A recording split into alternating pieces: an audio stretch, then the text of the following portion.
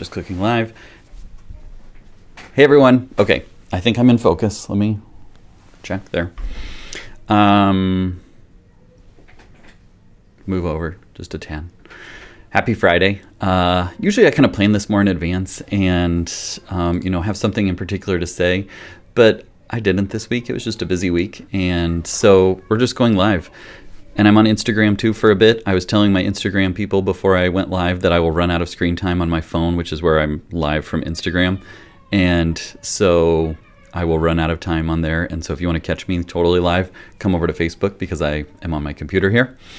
I just wanted to talk through some discipline questions. I asked on Wednesday on my Instagram stories and Facebook stories for discipline questions. And I wanted to take a week off from coronavirus and talk through some discipline concerns that people were bringing up, and I got like 3 of these pages here full of questions, and so I'm just going to talk through them. And I would love it if you would chime along. If you have a specific one that you see on this list that you really want me to cover, I can actually click this button and see the comments that are coming in.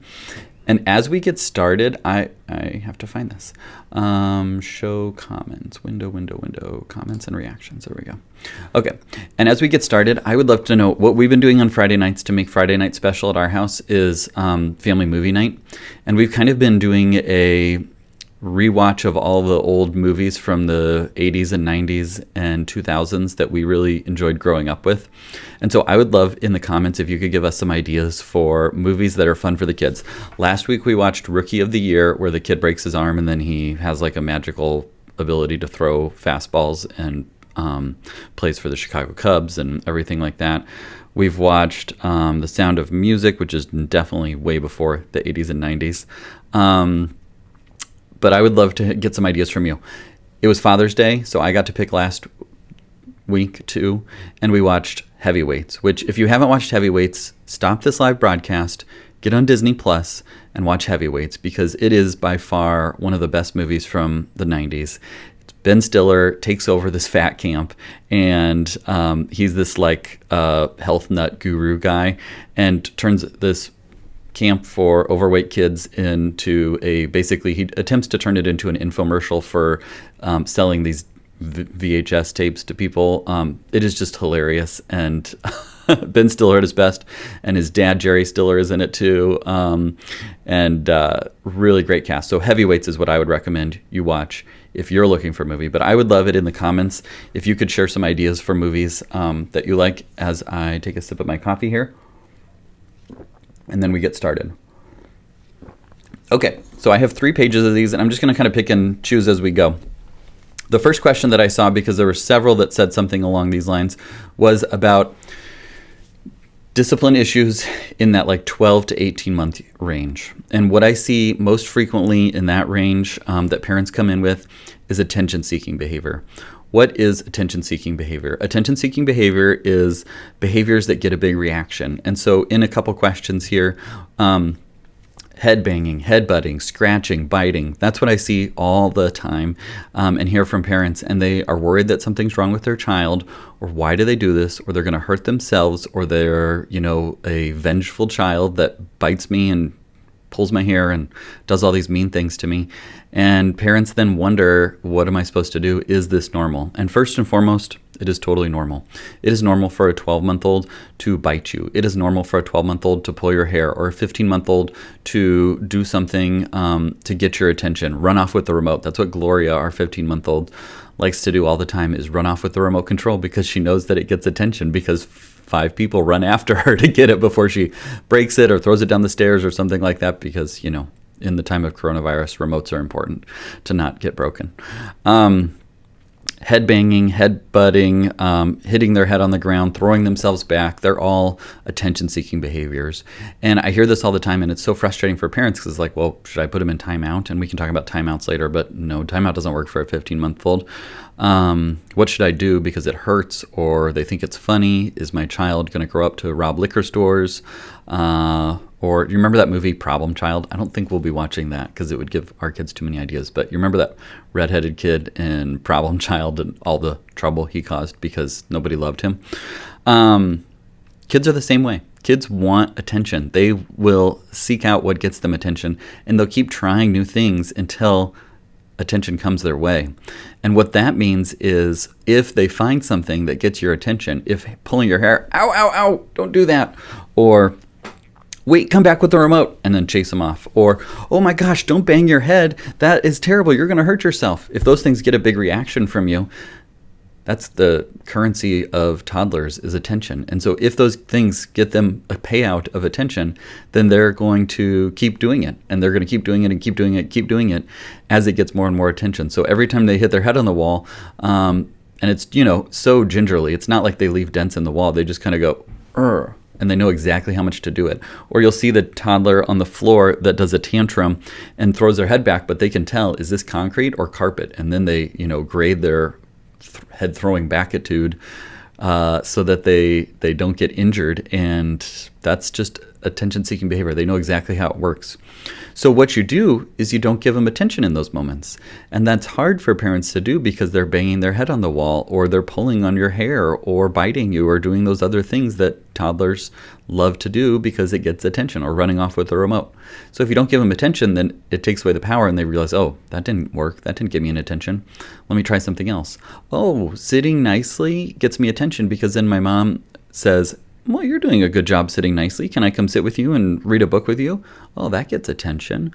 Or, oh my gosh, you're picking your toys up. Wow, that's so nice. You do a great job of picking your toys up.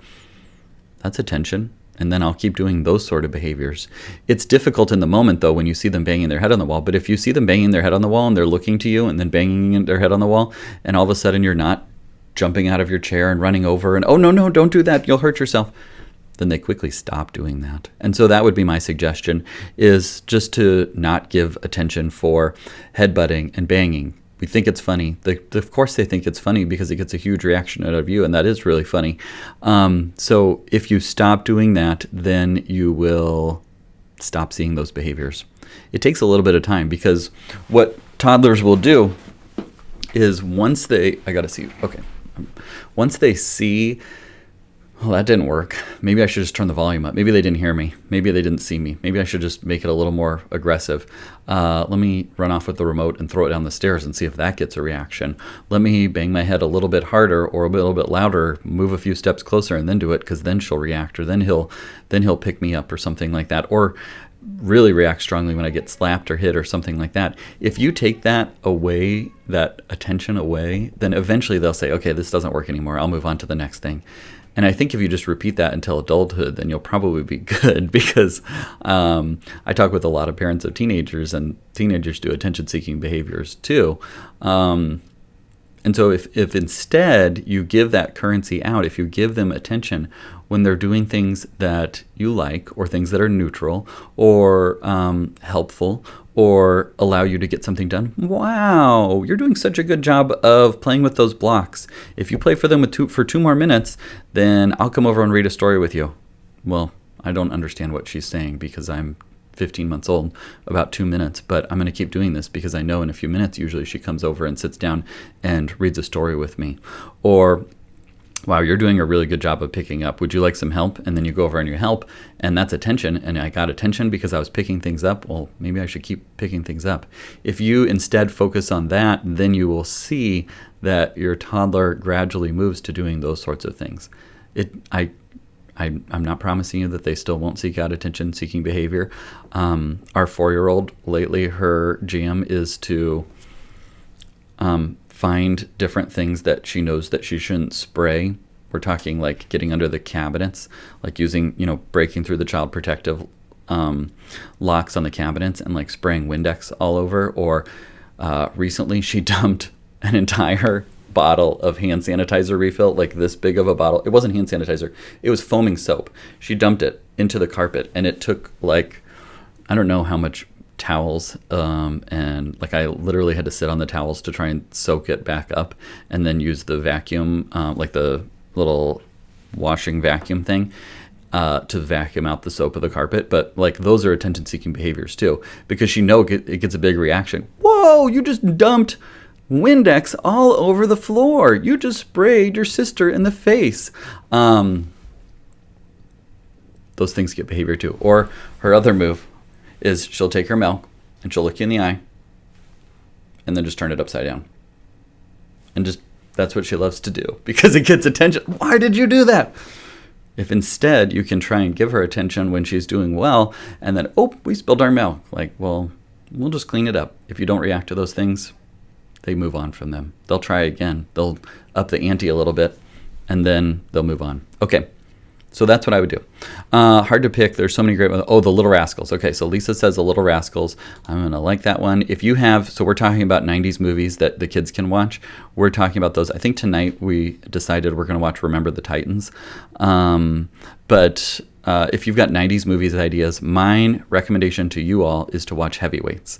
If you have an idea, comment below, comment on Instagram or comment on Facebook, and we can go from there. Okay, another question.